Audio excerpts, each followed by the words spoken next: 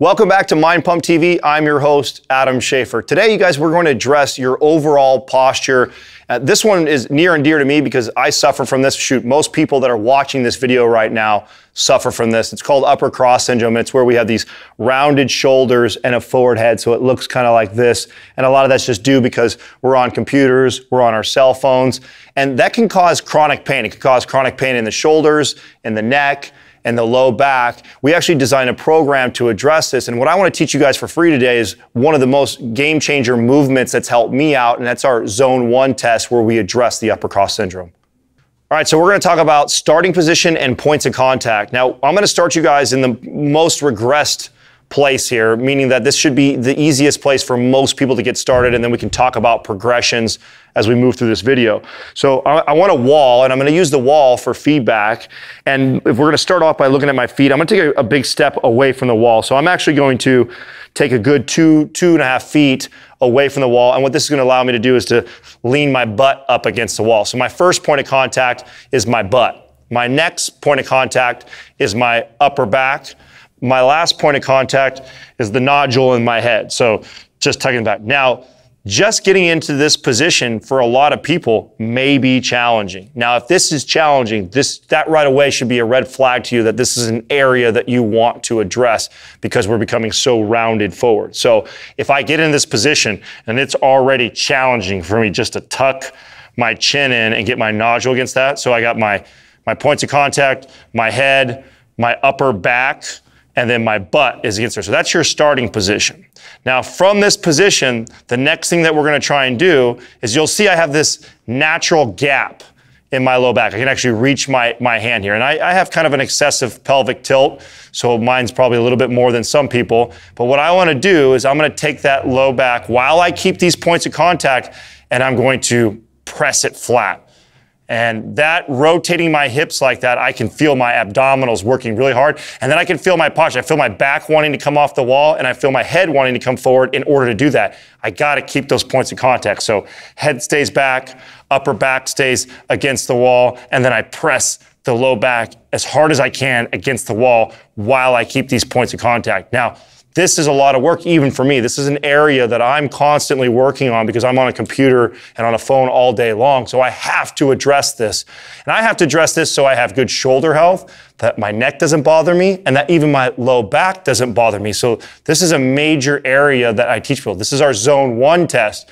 Now the progression to that, if you're somebody who gets in this position, you're like, tuck your chin, butt against the wall, you can press the low back, you don't even feel like you're working very much, that's good. You have a little bit more mobility than I do. Now the next way to progress this is to now take your arms up into this 90 degrees. Now you'll see that if I keep my points of contact, I press my low back flat against the wall, I can't even get my wrist against the wall. So I'm gonna think about driving my wrist back towards the wall while I'm pushing my low back flat, while I'm keeping all those points of contact, and I can feel my core working really hard to keep my pelvis in that position while I'm driving those points of contact. And I'm gonna try and drive those points for about 5 seconds, and then I release, and then I reset, and I go into it again. Now let's talk about if you're doing this exercise right or wrong, and if you're doing it wrong, how to regress the exercise even further. So again, the points of contact are extremely important when we're trying to do this movement. You're not just trying to get through the repetitions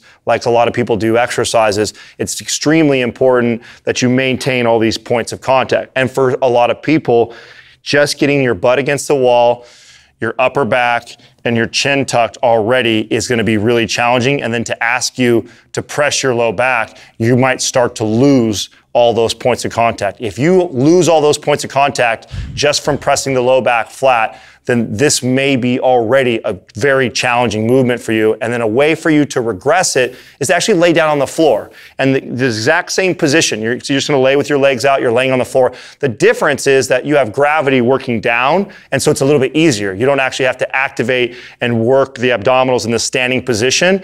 And so you have gravity helping it down in that position, pressing the low back flat, so it's a little bit easier. But the same rules apply as far as the points of contact. So even if I was on the ground, I'd still want my chin tucked, I'd still want my back touching the ground and my butt, and then all I would do is I would press the low back flat. We call these back presses, and we've actually got a video in our YouTube where we address this, so that would be the regression of this movement. Now, if you've got that down and you can actually tuck the chin, keep that point of contact, you can keep the upper back there, you can keep your butt there, and you can press the low back flat, and it's working for you, and you want to progress it a little bit more, that's where you just bring your arms up and now you're trying to drive the wrist back against the wall. That right there is going to be challenging for a lot of people to do. Now, let's talk about the reps and the timing of this and tempo. So when I do this movement, because it's not like an exercise where we're lifting weights, one, I want to make sure that I'm just breathing normally. I tell my clients, breathe in through your nose, exhale through your mouth. So just breathe normal. Don't hold your breath while you do the exercise. And then when we create the points of contact, so once I get the nodule back, the upper back, the butt against there, I press the low back flat. As soon as I press the low back flat, that's where the exercise gets really challenging. And what I want to do in that position is I'm trying to keep all those points of contact while I'm pressing the low back as hard as I can against the wall. And I'm going to give myself about a 5 count. So 5, 4, 3, 2, 1, and then I release. And I'm going to go back and I'm going to repeat that 5 times. Now, you guys can incorporate this within your routine. You can do it priming before you start your routine. You can do it post routine. And I highly recommend this. I actually prescribe this to clients to do throughout their day. If you work at a desk and you're on a computer all day long, one of the best things that you can do is to get up from your desk every hour and do this zone test right here. And just do that for 5 repetitions throughout your day. It'll make a world of a difference. Listen, if you guys enjoyed that video, make sure you guys like, subscribe, and share. If you have any questions regarding the video, just leave them in the comments below. We'll be visiting periodically, coming back, answering those questions. Also, if you're tuning in because you guys have low back pain, we actually wrote a free guide on low back pain. All you have to do is click the link.